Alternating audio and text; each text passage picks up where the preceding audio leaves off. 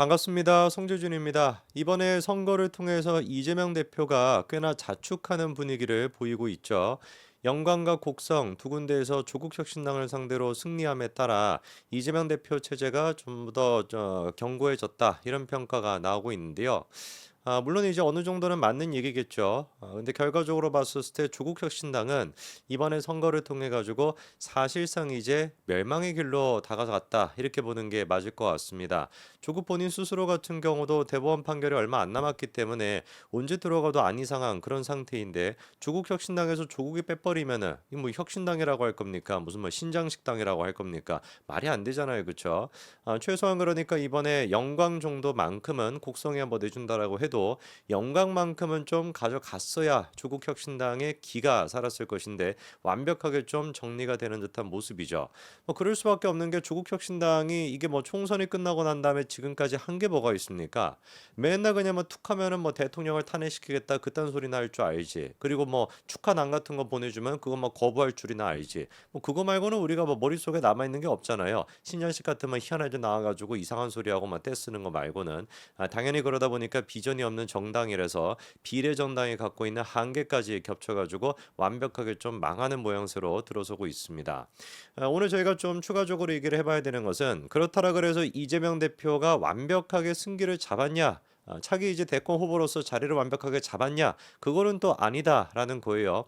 그럴 수밖에 없는 것이 10월 달이 지나고 나면 11월이 오는 거야. 당연한 거 아니겠습니까? 그리고 11월이 되게 된다면 이재명 대표가 두 가지의 큰 산이나 넘어야 되는데 선거라고 하는 거는 그래요. 뭐 기세가 됐거나 선동이 됐거나 그런 거를 통해서 밀어붙일 수 있다라고 해도 재판에 대한 선고는 정치를 통해 가지고 해결할 수 있는 문제가 아닙니다. 그렇기 때문에 11월에 나오게 되는 선거법 위반에 대한 선고, 그다음에 위증교사에 대한 선고 이 두 가지가 이재명의 운명을 결정짓게 될 것이고요. 그리고 나아가 11월 15일 바로 전날 김혜경에 대한 공직선거법 위반 10만 4천 원을 법인카드로 결제했다라는 그거에 대한 선고까지 나오니 나란히 부부가 사실상 실형을 받게 되는 모습이 머지않아 우리가 볼 수 있는 모습이 될 겁니다. 자, 여기서 이제 우리가 매번 국민의힘을 보면서 답답했던 거는 뭐였습니까?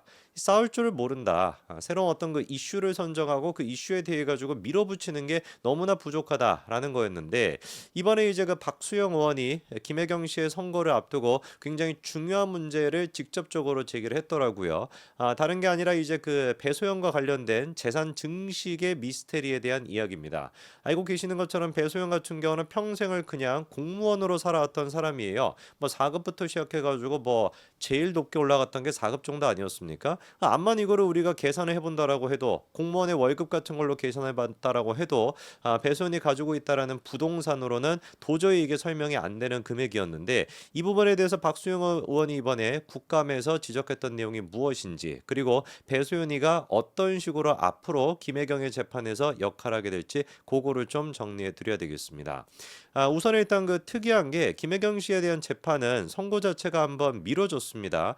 아시는 것처럼 8월 달에 원래 선고가 예정이 돼 있었던 것인데 판사님께서 직권으로 최종 변론을 갖다가 늦췄거든요. 굉장히 이례적인 모습이죠. 심지어 늦췄던 것도 선고 바로 전날 그렇게 늦추겠다라고 결정을 했습니다. 선고 전날이라고 한다면은 판결문을 다 써놨던 상황일 거 아닙니까? 그럼에도 불구하고 판사님께서 직권으로서 자기가 변론을 조금 더 들어봐야 되겠다라 그래서 미뤘습니다.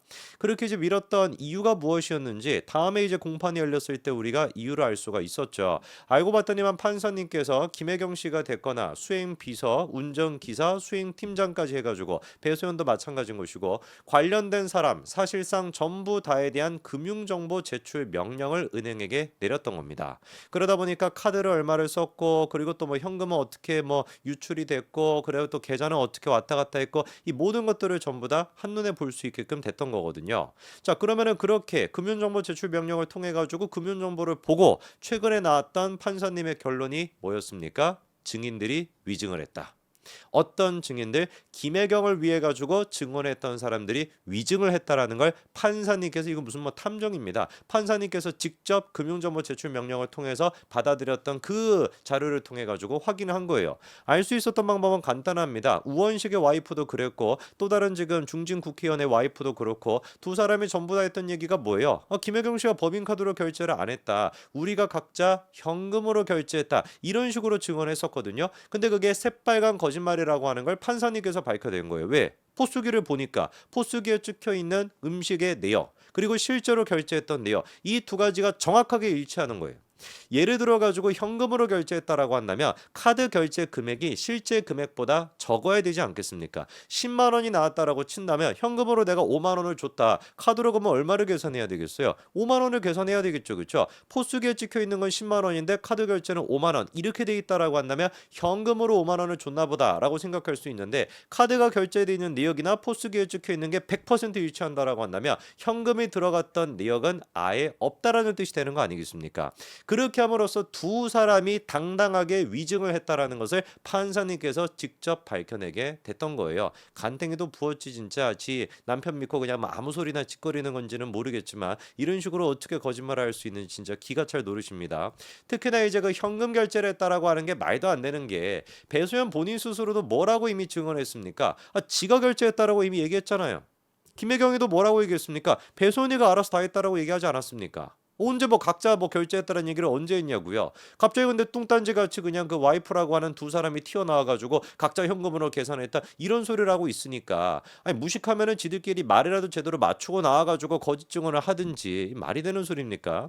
판사님을 통해 가지고 이번에 결정적으로 위증을 했다라는 게 확인이 됐고요. 자 그래서 시민단체에서 김혜경 씨 재판의 증인에 대해 가지고 위증죄로서 고발장까지 이번에 접수를 했으니 두 사람 같은 경우는 위증죄에 대해 가지고 처벌을 받으시면 될 것 같고요. 눈에 띄는 것 같은 경우는 선고 날짜는 정했습니다. 선고 날짜는 11월 14일로 정해놨는데 이 최종 변론을 갖다가 한 차례 더 하겠다라고 하시거든요. 원래 이제 그 최종 변론이다, 최종 공판이다라고 한다면 뭐 합니까? 검찰에서는 구형하고요. 그리고 또 피의자 같은 경우는 최후 진술하고 양쪽 얘기 한 번씩 듣고 그렇게 끝내는 겁니다. 그런데 이번에 이제 그 최종 공판 같은 경우는 어떻게 판사님이 하시겠다라는 거예요? 증인을 한 면을 갖다가 콕 집어넣고 그 증인에 대해서 판사님께서 또 직접 증인 신문을 하겠다라고 해요. 그럼 여기서 말하는 증인이 누구냐? 배소연입니다. 그럼 생각해 보십시오. 한 번 이제 그 결심 공판을 갖다가 늦춰가지고 증인들이 구라를 쳤다라는 걸 밝혀냈어요. 한 번 더 그러면 이제 그 공판을 갖다가 늦춰가지고 배소연을 콕 집어가지고 배소연에 대한 증인 신문을 하겠다. 이게 지금 의미하는 게 뭐겠습니까? 그렇죠? 판사님이 보기에 배소연의 증언에서도 믿을 수 없는 부분이 있다. 신빙성이 없는 부분이 있다라는 걸 지금 보여주는 거 아니겠습니까? 우리 배소연 씨 같은 경우는 지금 큰일 났습니다. 그래서 이번에 재판에 가서도 지난번에 안 갔다가 과태료 냈는데 과태료가 한 200만 원인가 그랬거든요. 근데 배소연 씨가 자산이 한 80억대 규모의 자산이 있는데 이 자산이 정말로 자기 자산이라고 한다면 과태료 그거 뭐 200만 원 내고 뭐 이런 게 막 까짓것 막 그렇게 생각할 것 같은데 자기 자산이 아닌지 뭔지는 모르겠습니다만 200만 원 낸 게 아까워서 그런지 이번에는 또 재판에 출석을 했어요. 그리고 재판에 출석해가지고 배소연이가 했던 얘기가 뭐였습니까? 김혜경이가 그 결제가 이루어질 당시 다른 사람의 밥값을 대신 내주게 된다면 그게 공직선거법 위반에 위반된다라고 하는 것을 김혜경 씨가 알고 있었다라고 배소연이가 얘기를 명확하게 했죠. 자, 이거를 가지고 여러 가지 해석이 나왔는데 뭐 일각에서 나오는 얘기는 배소연이가 김혜경을 배신했다 뭐 이런 얘기까지도 나옵니다. 자, 그런데 이거를 가지고 배신했다라고 보기는 좀 어렵고 다만 김혜경이한테 불리한 결과를 만들어냈다라고는 볼 수 있을 것 같아요. 왜? 김혜경에 대해 가지고 배소연이가 했던 증언 자체가 신빙성이 없다라고 하는 걸 이 말을 통해서도 정확하게 해석이 되는 거거든요. 다시 배소연이가 뭐라고 이번에 증언했습니까? 김혜경 씨가 그때 당시에도 다른 사람을 위해 가지고 대신 결제를 좀 위법이라는 거 알고 있었어요. 그런데 정작 배소연이가 김혜경에 대해서 또 했던 얘기는 뭐였습니까? 계산이 어떻게 됐는지는 김혜경이 몰랐다라는 거잖아요. 말이 앞뒤가 안 맞지 않습니까? 김혜경이가 정말로 다른 사람의 밥값을 내주는 게 불법이라는 걸 알고 있었다라고 한다면 밥값이 어떻게 결제가 됐는지 확인을 해야죠. 그렇지 않겠습니까? 이게 불법이라고 하는 걸 김혜경이 알고 있었다라고 한다면 이 불법을 저질러지 않기 위해 가지고 정말로 이게 결제가 어떻게 됐고 누가 돈을 냈는지 그런 것들을 명확하게 알고 있어야지 이게 말이 앞뒤가 맞는 것인데 배소연 본인 스스로가 한 얘기가 앞뒤가 안 맞게 되는 거예요. 배소연의 본인의 어떤 그 마음은 김혜경에 대한 충정에서 그렇게 한 거라고 보이지만 결과적으로 이런 식의 증언, 앞뒤가 안 맞는 증언을 통해 가지고 판사님이 보기에도 너 다시 나와라. 한번 나와 가지고 다시 한번 내가 너에 대해서 직접 증언 신문을 해야 되겠다. 이런 지금 결과를 초래하게 된 거죠. 혹 때려다가 혹을 하나 더 붙인 꼴입니다. 자, 이번에 그리고 박수영 의원이 지적했던 게 뭐냐? 저희 그 사진 한 가지를 좀 띄워 주시면은요. 요게 이제 배소연 씨가 재임했던 기간 동안에 소득이 정리가 돼 있는 겁니다. 2010년도부터 시작해 가지고 지방 계약직으로 시작을 했고 마지막에 가서 같은 경우는 5급까지 됐네요. 4급이 아니라 5급 상당까지 돼 가지고 저렇게 근무했던 거를 쭉 정리가 되어 있는데 공무원 월급 같은 경우는 다 정해져 있습니다. 그렇죠? 그렇기 때문에 계산을 할 수가 있는데 계산해 봤더니만 10년 가까이 되는 세월 동안 배수연이가 세해 전후로 걷어들일 수 있는 수익은 46,700만 원이래요. 이거는 지금 전제 조건이 뭐냐? 아무것도 안 썼을 때. 그러니까 배소니가 그냥 완전히 그냥 이 무인도에 살고 있다. 먹지도 씻지도 아무것도 안 하고 그냥 가만히 이렇게 10년 동안 있었을 때 그때 다 모을 수 있는 금액이 3억 6,700만 원이. 그런데 어떻게 된 것인지 배소니가 갖고 있는 부동산의 현재 시가로 보니까 서울 정릉에 있는 아파트 8억 2,500만 원이고요. 잠실에 있는 아파트 28억 5천만 원이고요. 광교에 있는 상가주택 같은 경우는 35억이고요. 분당의 아파트는 7억 4,500만 원이고 통합해 봤을 때 이게 79억 2천만 원입니다. 10년 동안 배소연이가 걸어들였던 소득, 이 소득을 한 푼도 쓰지 않았다라고 했었을 때 3억 6,700만 원의 소득이 있는데 어디서 도대체 돈을 갖다가 끌어와가지고 저수지라도 있는 것인지 돈이 막 그냥 모여있는 저수지라도 있는 것인지 어떻게 해가지고 79억 2천만 원 가까이 되는 이런 부동산을 가질 수가 있냐고요. 그러다 보니까 박수현 의원이 지적하는 것처럼 이게 지금 보니까 잠실 아파트 같은 경우는 대출도 없고 나머지 것들 같은 경우는 대출도 되게 미비하다라는 얘기예요. 어떻게 이게 가능할 수가 있냐. 사실상 이게 진짜 배소연의 자산이 아닐 가능성이 굉장히 높다. 배소연의 자산이 아니라 다른 사람의 자산을 지금 배소연 걸로 숨겨놨을 가능성이 굉장히 높고 이른바 대장동 저수지가 배소연의 자산이었던 거 아니냐 이런 얘기까지 나오고 있습니다. 관세청장 같은 경우는 이 부분에 대해서 국세청장이 이 부분에 대해서 철저하게 일단 조사하겠다라고 얘기했으니 얼마 안 가서 배소연에 대한 모든 이 재산에 대한 비밀도 밝혀질 것 같습니다. 배소연 씨는 지금에라도 정신을 차리고 진실을 밝히는 게 본인한테도 도움이 될 것 같네요. 여기까지 말씀드리겠습니다. 감사합니다.